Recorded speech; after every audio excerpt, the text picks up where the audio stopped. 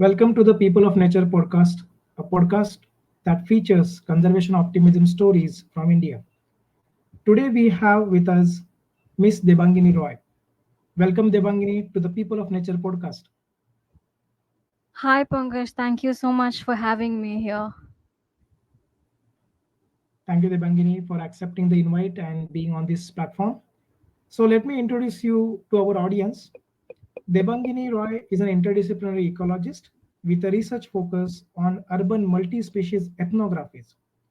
She is also the founder of the Urban Owl Project, through which she is studying anthropogenic threats to owls in Indian cities and documenting perceptions of citizens towards them.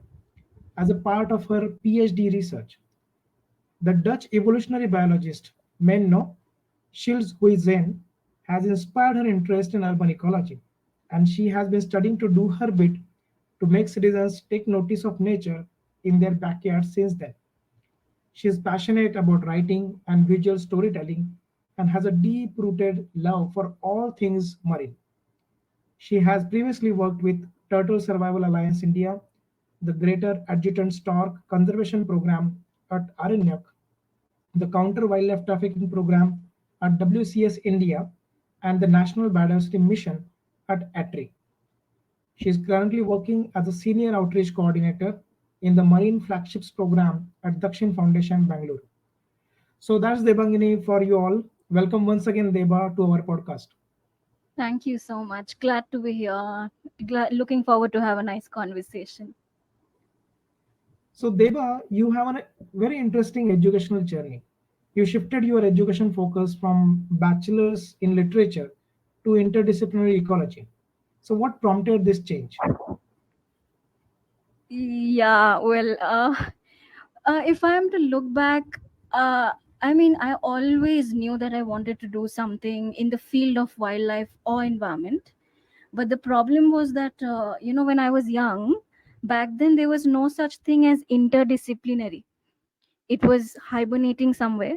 So for us it was very clear, it was either arts or science or commerce when we reached that point, Yes. right?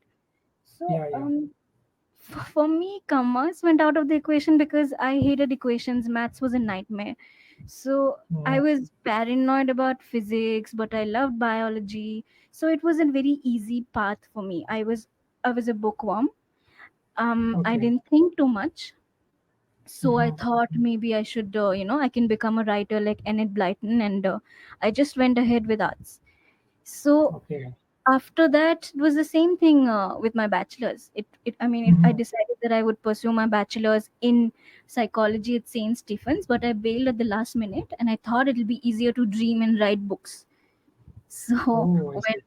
I joined bachelor's in English Mhm. literature, I did a lot of side hustle. Like I did a lot of event management, social work with different organizations. I did wildlife photography, nature journaling, and theater. So in some way, you see, that was a turning point for me because I realized I don't necessarily have to stick to one thing. It's okay Mhm. if I don't pursue a master's in English literature after my bachelor's in English literature. So I researched a Oh. bit and I found this course, that sort of integrated ecology and social sciences with layers Mhm. of economics, cultural, and political ecology. So it was the perfect interdisciplinary course for me. And I wanted to Right. give you this context because I always sort of valued a multidisciplinary approach to life.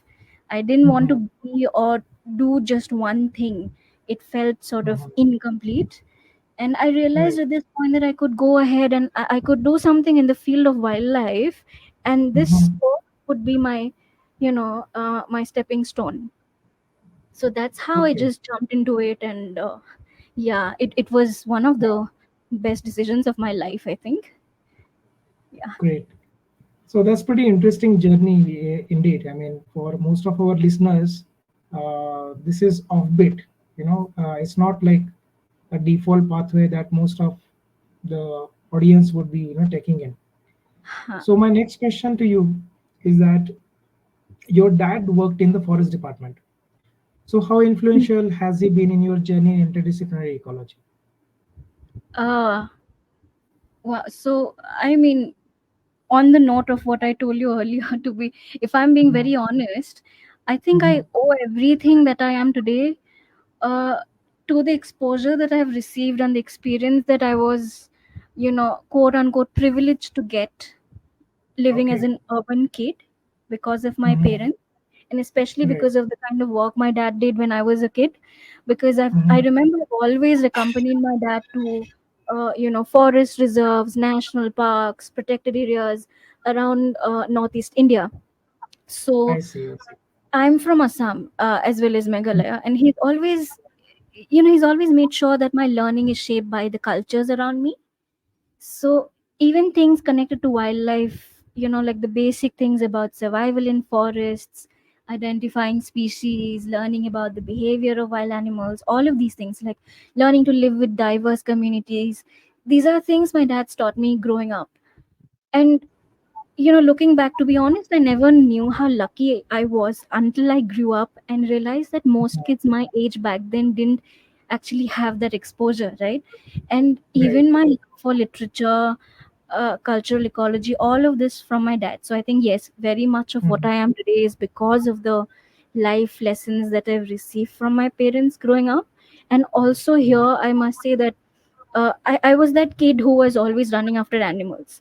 And Oh. so my mom always sort of taught me to be kind to animals. But she also sort of made sure that I am not, I understand their nature as well, their wild instincts as well. Mhm. And I Mhm. think, there were people always commenting on how strange I was and how I should mingle more with human kids, and my parents were asked why is she always running off of chasing, birds and Mhm. animals. So I'm very glad that I was given that liberty to be who I wanted to be, because I think if not, Mhm. I would have been deprived of something really precious. Yeah. I mean, we specifically asked this question because we find that many times most of the ecologists, today's ecologists, they have a very deep-rooted love for nature during their childhood that has developed. Yes, So I think it either comes from the parents or the place you live in, or perhaps absolutely. you have this intrinsic, emotions about the nature. Yes. Wow. So that's amazing, Deva. I'm glad to know that your entire family is sort of involved in the nature education, and they are into this all this nature enthusiast family as such. It's great to have such a family. So It is. congratulations to you. Yeah, thank you. So my next question is about the master's program that you briefly mentioned earlier. So you have Yes. completed this MA in Ecology, Environment and Sustainable Development from TIS Right. Guwahati. So what was the decision? What made you choose this particular program? How do you think the dimensions of ecology and sustainable development are correlated? Right. So, I mean, as I told you before, I never really followed that linear path, right? So, in this case, I knew what I wanted to do right from the start, and I made the decision to do this course. And but then, to be honest, I didn't really think what I would do after that. I just knew this would be a stepping stone. But I also realized that, I think I realized I was one of those lucky few that got an exposure, or got an opportunity to study a course like this. Because when I joined, I think about 10 years ago, you hardly had any interdisciplinary courses in India. I think now you have quite a few. But Yeah. and sustainable development in itself, if you think about it, I mean, you have environmental sciences, you have ecology and zoology and all these Yes. courses, right? Those are sort of pure sciences. But when you think of Yes. sustainable development, you can't think of sustainable development as just as pure science, right? You think Yeah. of society, environment, economics, political science, so many different lenses, so many different Yeah. disciplines. And I mean, we were taught very early on that sustainability is essentially Mhm. the relationship between environment and society, right? And Yeah.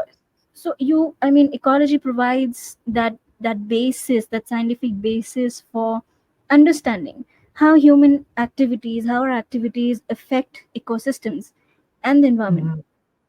I don't Right. think one can imagine sustainable development without having this holistic sort of Mhm. kaleidoscopic view of all disciplines. It's all very correlated. Yeah. And I think it was very important for all of us to understand that while we were taking this course. And Mhm. all that we've learned, all that I have learned personally, there's every chance I'm getting today in my life, I'm applying whatever I've learned during my masters, more or less. So I'm very glad that I've actually taken that course. Wow. So whatever you learned in master is now you can see that applications everywhere in each and every domain that you're working in. Yes. Great.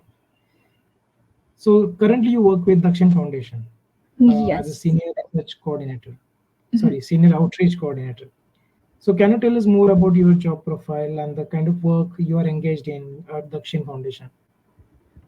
Okay, so we have a program called Marine Flagships program, and Mm-hmm. currently me and my colleague Vidisha, we head the outreach for that program. And Yeah. so we have different field sites. We have a lot of field sites and projects going around in Mhm. multiple places like Lakshadweep. Okay. We have projects in Malvan, Orissa, and the Andamans. So Mm-hmm. as part of outreach, my task, and primarily as is the primary task for every outreach coordinator, or whoever leads Mm-hmm. outreach, we plan, we engage in activities, we strategize, we Yeah. create tools to communicate and share our work with the world. And Yes. basically, we work in tandem with the field researchers in our program at our various field sites, as well as with Mm-hmm. coastal communities. And then, Yeah. I also develop content to communicate our research more effectively for these communities and Great. stakeholders, and also kids. So, in a sense, we prepare manuals and handbooks, reports, Mm-hmm. Okay. posters, interactive games for outreach events that we may have in the city, in Bangalore, or in any of the field sites.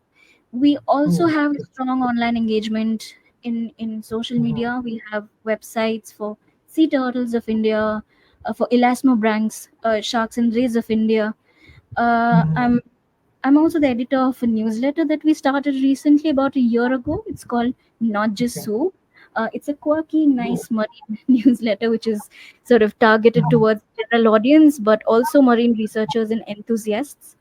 And I see. that's the gist of it. Wow, that's amazing because if we read about your bio, you have so much of diverse experience working in so many different domains. And as you have been correctly saying that when we talk about sustainable development, when we talk about all these interdisciplinary fields, it's not Yes, that just one, domain or one discipline that you should be specialized in. So that is right. reflecting from your career, from your education background, and that's I've great. been very lucky. Yes. Yeah. And with that, again, I will add one more dimension for our audience about what Debangini is doing is with her PhD. So she is doing her PhD in sustainability studies at MIT-WPU Pune. And in that, you are working on owls.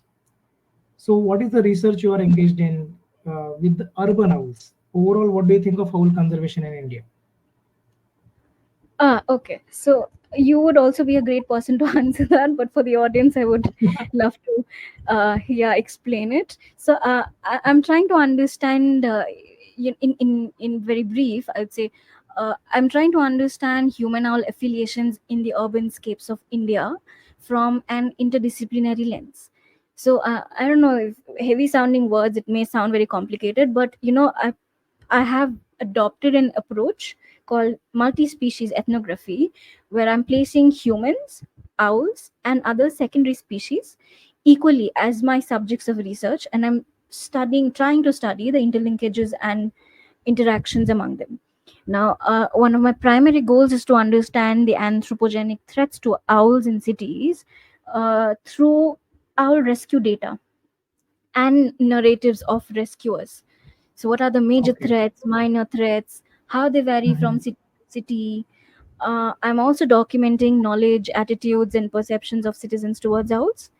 And I see. additionally, I'm collecting occupancy data in Guwahati from within the Okay. city.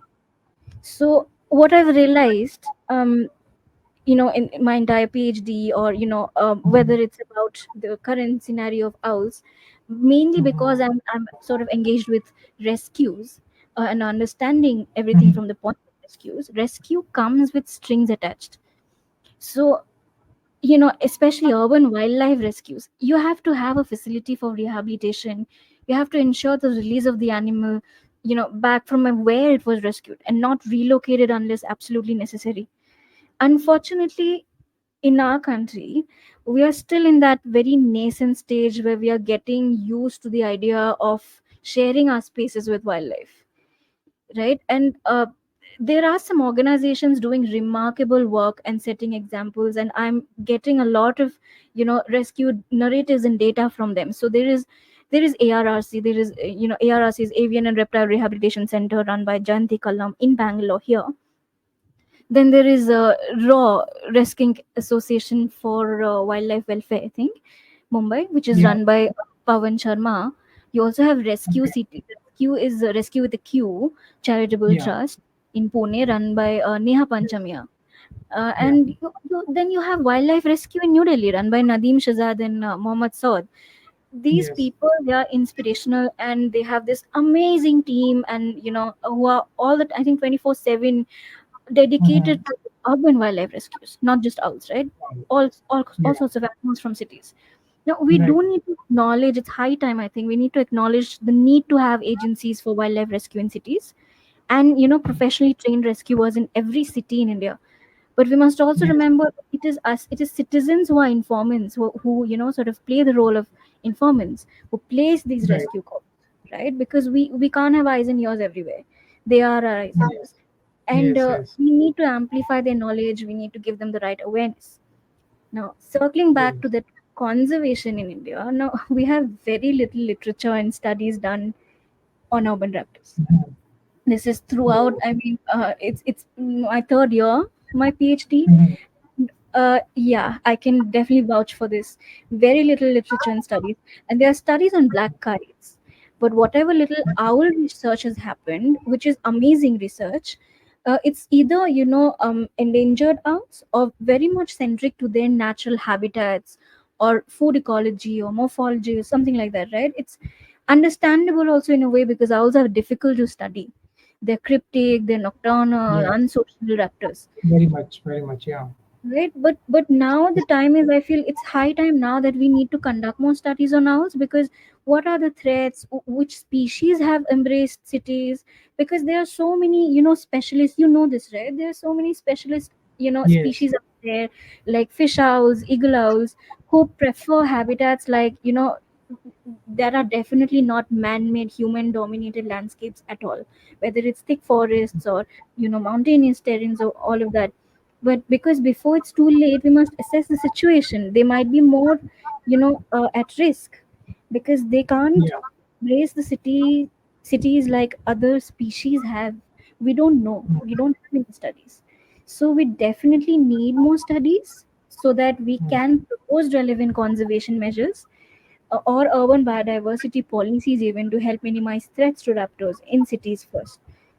So we need to Yeah. initiate that, and I really really hope that in some small significant way, my our work sort of Mhm. opens the gateways for that. Yeah. Wow. That's pretty interesting.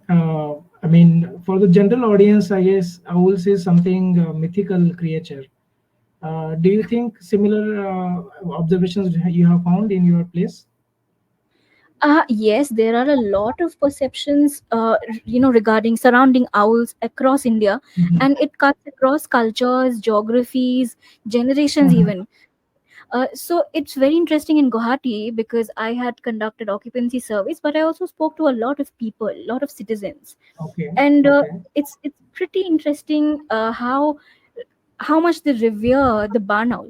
Mhm. The Oh. Vahana is considered to be like, it is a Vahana, it's considered to be a Vahana of goddess Lakshmi, Ah, in the Hindu yes. scriptures, yeah.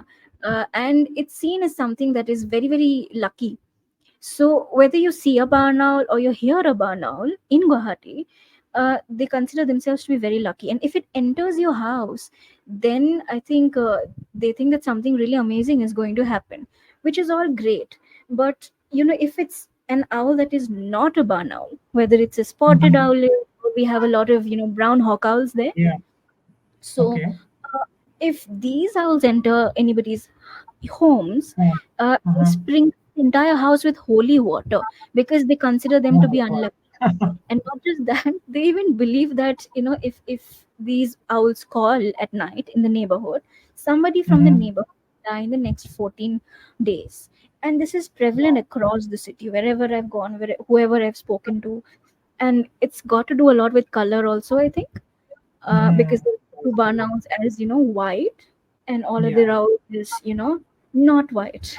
So fortunately, yeah, like black, dark, and all of that. So unfortunately, that's a lot of cultural beliefs and perceptions are very rooted to age Mm. old traditions and Yeah. purviews as well. I hope to learn more as in when I go and talk to more people. But yeah, Yeah. this is something a little interesting I wanted to share.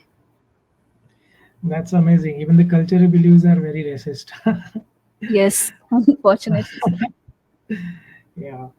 So, I mean, that's amazing. I mean, perhaps we can actually have a separate episode on this entire thing of owls. I mean, I would love to talk more about owls, definitely. I But could since we talk all. have, Yeah. yeah, we could talk for hours actually on this. It can just Yeah, go on and on. Yeah, favorite true. topic. So, moving on to the next question. So, you also started a social media page called the Falls Trail to foster an appreciation for urban biodiversity. So, Right. how do you think this power of social media can be leveraged to bring urban people close to nature and increase conservation awareness? Hmm. Here I must say that my own awareness towards urban biodiversity started pretty late. So I was always surrounded by urban biodiversity. It was always there. As I said, I was lucky to grow in such an environment where I interacted with a lot of animals. But uh, recently by 5-6 years ago, I've been greatly inspired by the work of Dutch evolutionary biologist Menno Skilswijzen. He wrote this book called Darwin Comes to Town, and he's written a few more books as well. So I think it's his work that led me to actually understand and acknowledge urban biodiversity, and how wildlife is embracing man-made ecosystems, in adapting and constantly Mhm. evolving, right?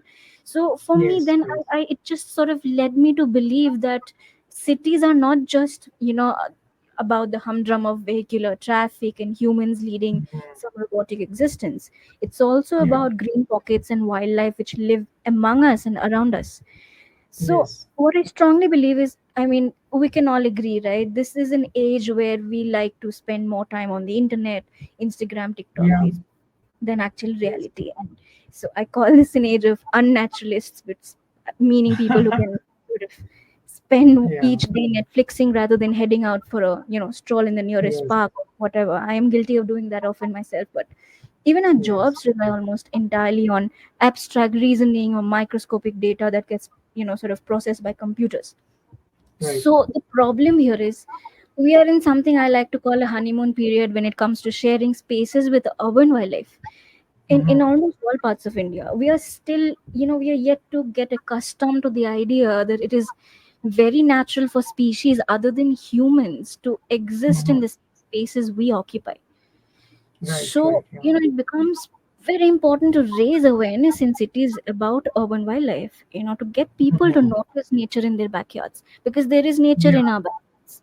And with this Yes. concern in mind, I started the Forest Trail, which Mhm. encourages citizens to share their observations, their Mhm. stories, photos, videos of urban wildlife, or their interactions with urban wildlife Yeah. in their backyards. Yeah. So the idea was very, so it's just to appreciate and learn a little bit more about our urban Mhm. biodiversity. Honestly, it doesn't matter where you are, you will always be surrounded by non-human organisms around you, right? And Yeah. when it's social media, I mean, people in today's age take social media very seriously, right? I Yes, think very much. basic responsibility, right, would be to make sure to put content that is not false or misleading.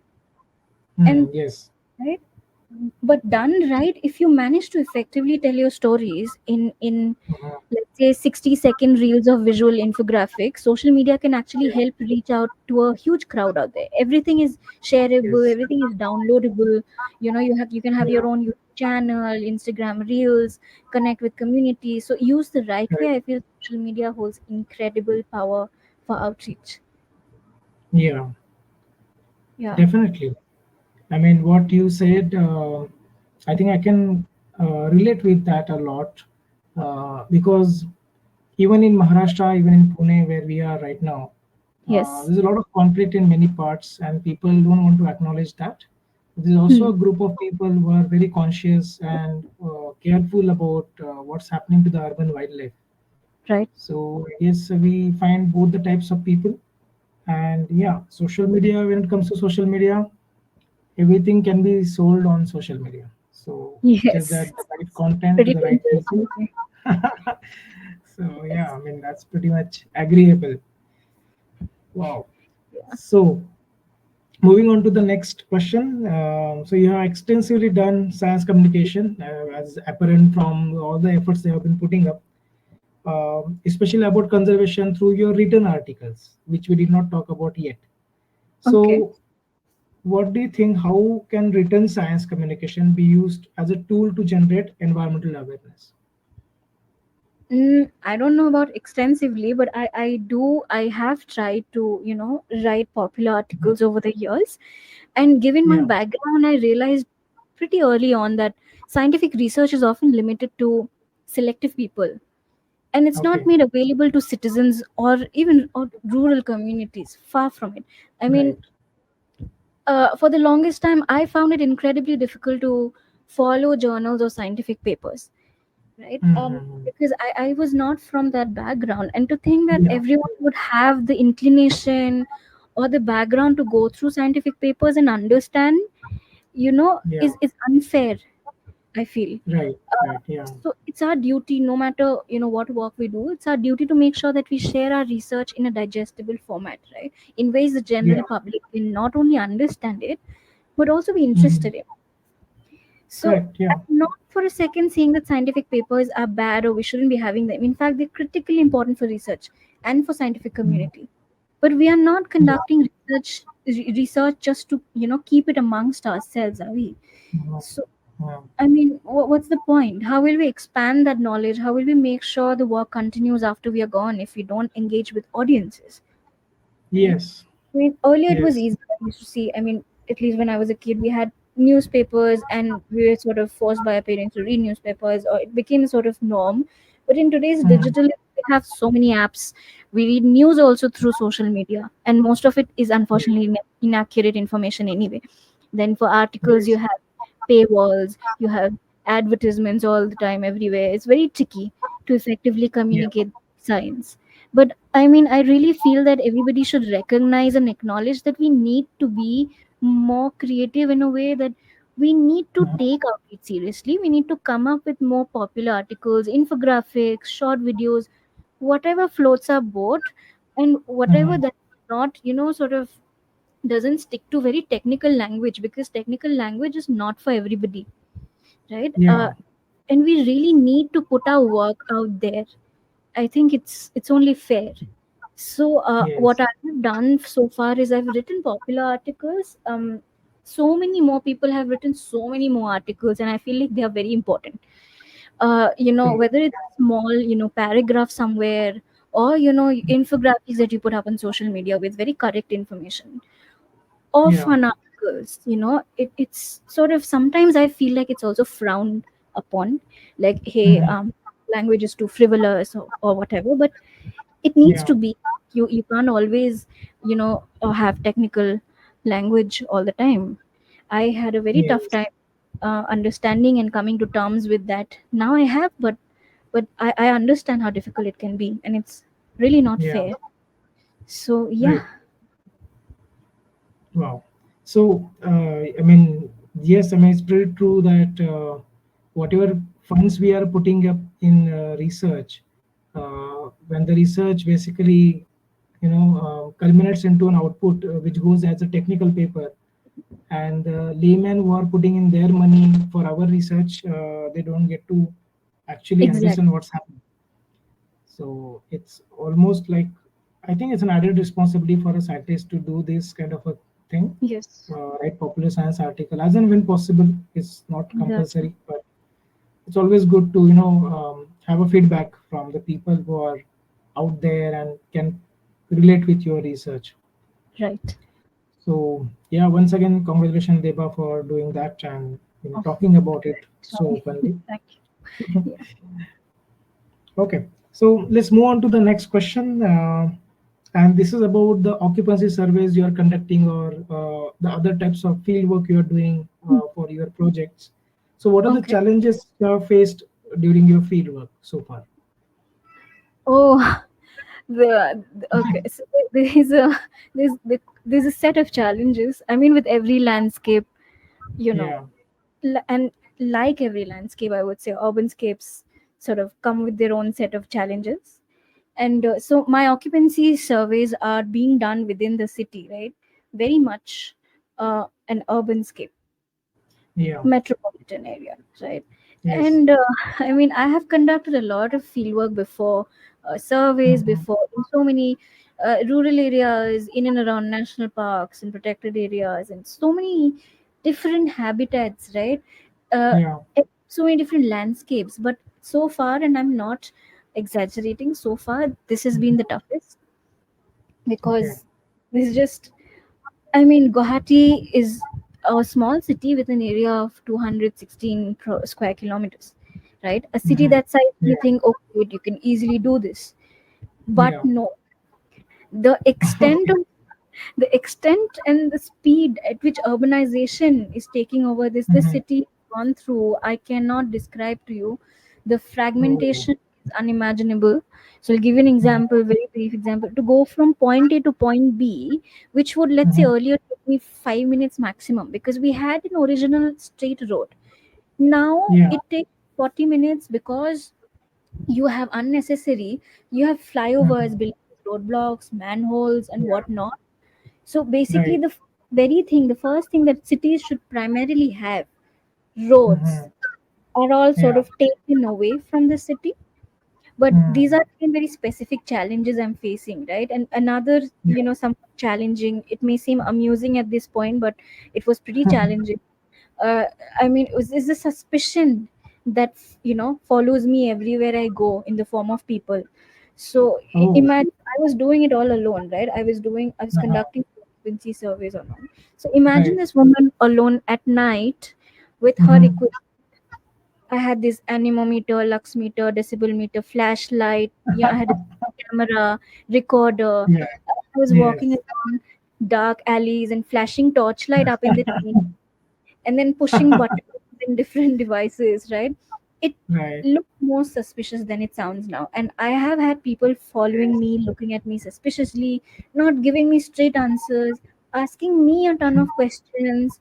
And it can also be risky at night, because Yes. in remote dark areas, there are remote dark areas within the city. Mhm. There are Yeah. private properties everywhere, so you can't barge in.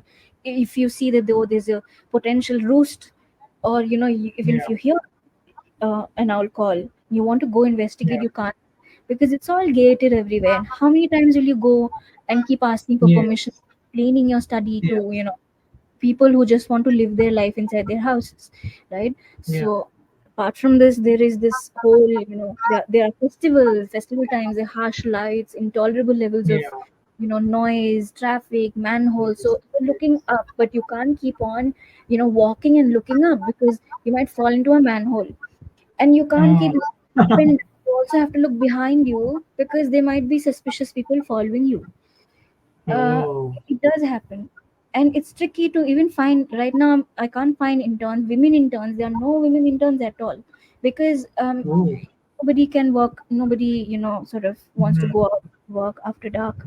And that's very sad, Yeah. but I can relate, because there's so many issues I faced before I started my PhD, and so many during Mhm. my field work. So all of Yeah. this makes it challenging, for Yes. sure. And it's something that I want to share, and I want to see, you know, how to sort of navigate through these challenges also. Yeah. Wow, that was a completely different stories. I thought you will talk about cities being safe places because there are people around, but now it looks like Oh, people are turning it out to be the challenge here. But yes. yeah, I mean, I can understand that, that these kind of things, wherever we have been conducting projects on nocturnal animals, especially in the urban scapes, these could be potential challenges one can face. And Yes. being the women out there in the field all alone, I think it's very tough to do this Yeah. kind of work. If you have a team, it's still okay. Yeah, yeah, yes. Yes. So the entire team will be on suspicion, no? Not Yeah. one But if person. you're a team, you're more believable. So if you have a team, Yeah, you are like, oh yeah, okay, we believe that these people are here to do some study. If you're a yes. woman alone, then you'll be either seen as loony, like you're crazy, or because I was Mm, seen crazy so many times. I went up to ask questions to people, and yeah. it's funny in a way. Right now, it's also very interesting to Mhm. see their perceptions. Wow. So great, Dema. So many things to know from you. Coming to the last question of this podcast. So can you share? So you shared about your field work and the challenges, but I want to know more about some good and bad experiences you have or you had working in the conservation field, especially as a woman. And my next question to it, with like a follow-up question with this, is that there might be some good and bad experiences you might have had, but what is the message do you want to pass on to our audience who is listening this podcast? Okay, so that's Pandora's box. But to keep it very Okay. brief, I've had bad experiences in the field as a woman, but also Mhm. generic bad experiences I've faced because of being in this field, which I'm sure many folks must have faced irrespective of gender. But as a Mhm. woman, I mean, it is tough in this field for sure, right? What makes me angry is that we have to walk an extra mile to get to where men can get without those barriers. And the barriers Right. come in the form of family expectations from women, upbringing, Yes. casual Yes. sexism, lack of fair opportunities. They're always there, they have been there. But after we get here, even Mhm. after we get here, we have to deal with a whole different set of challenges. I Right. mean, they have been, and I'm sure every woman has met and been surrounded by so many men who have been Yes. downright misogynistic and without batting an eyelid told me that you Mhm. can't do this because women can't do this, women can't do that. Oh, And one yes. apparently famous man in our field, in fact, even told me that I shouldn't do a Mhm. PhD because that would make me boring like everyone else because I wouldn't be Oh, good enough to stand out, quote unquote, oh, stand out. So he tried his best to discourage me from not pursuing a PhD. So wow. all this exists. You're not taken seriously by male staff or offices Mhm. if you're a woman, Oh, especially if you go to field alone. And mhm. if you happen to be accompanied by a male human, doesn't matter if Mhm. it's a doesn't matter if it's a junior, senior, friend, someone you just met, or someone who Mhm. has no connection to your work. They will not even look Okay. at you. Talk to them because they just it's totally understood. Take you for granted, like, oh, the male is in charge, right? It's very Oh, frustrating. I'm not seeing, right. so this is like 90 out of 100 cases, and Oh, I've been encouraged from trying out original ideas to an extent that even now I'm underconfident in many areas of my mhm. career. I've been Right. gaslighted endlessly, and all of this is it was a nightmare initially. And I mean, Mhm. I'm pretty sure this happens to a ton of women in my field, Oh, in this right. field.